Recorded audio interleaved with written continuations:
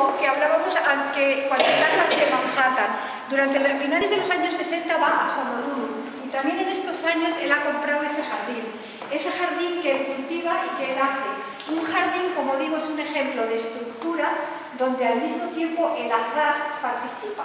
Es decir, la naturaleza crece, la naturaleza está teñida por el azar, por los cambios de color, por las horas del día, por la luz, por el tiempo. Y esa mezcla de orden y azar delante de la naturaleza da como fruto esto. Aquí podemos ver que se basa en una rosa, con un dibujo, con una estructura firmísima y bellísima, parece casi tallada en una piedra, o quizá en una nube, está observando distintos ritmos orgánicos de la naturaleza, o quizá en la misma isla de Honolulu, pequeña y redonda, que tiene estos ritmos, ¿no?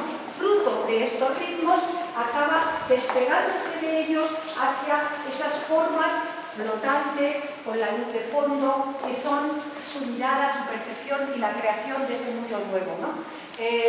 Yo no quiero quitar más el tiempo. De bajada, podemos echar un ojo a las